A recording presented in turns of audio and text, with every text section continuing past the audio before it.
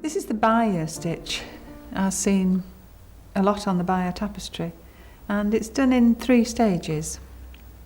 I mean, here we've got just the outline shape ready to infill. This is stage 1 of Bayeux, where you've got whole great lengths of wool going from one top of the image to the bottom. That's the first stage. It's sort of a colouring in stage. Stage 2 is couching the long threads down, but again, those are long. And then the third stage, using a little couching stitch to couch those down. So I'll show you the progression of it. So you come up from the back, and you can start anywhere there. And I'm going straight down to the bottom. Now I'm using the strong vertical lines of the warp thread in the background fabric to guide where I'm going. Now instead of going back up to the top behind, at the back of the fabric, I'm going to come up at this side. And I'm going to go back up to the top, leaving a little gap between. I've gone down with my needle at the top, so I'm going to come up with my needle at the top, and again I'm leaving a little gap. Now the reason I'm leaving a gap to start with, I do eventually want to fill the whole shape in, but the reason I'm leaving a gap is if I came up very, very close to that last stitch, you would only have a little bit of the warp threads of the background cloth in between your stitches, and that would make for a very weak fabric. So we always leave a little gap, and we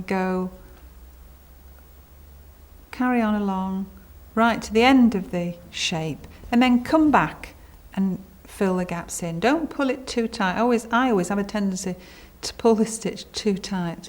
Try and leave it quite loose on top, so it's sitting on top of the fabric. The second stage is to do the long couching threads across, and these are done in a very similar way. So I'll show you at this top one here, coming up at the side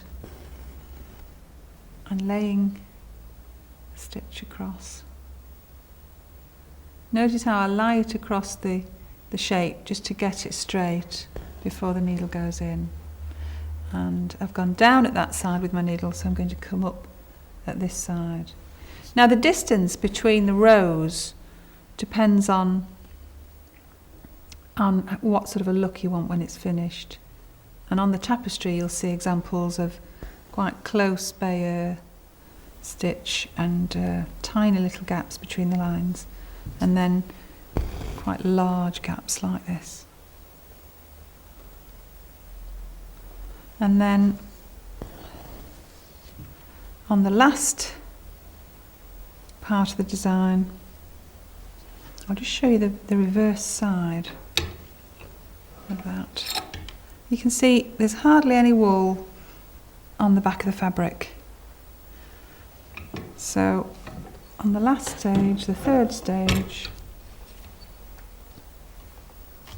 we're doing the little couching stitches. And you come up, I'm going to do it on this bottom one here. Come up at one side of the line and go down with your needle at the other side. So you create a little couching stitch which holds that in place. And you work along that line with your couching stitches. I like to use the same distance between the couching stitches as you've used between your tram lines there, between those two lines. So, and that gives for a nice neat design. But then the one on the next line down will go in between, the couching stitch goes in between, a bit like the cement on a brick wall. And you complete that, the rest of the stitch. If you look at the one next to it, you can see that's all been completed, and it's quite a solid, very firm fabric.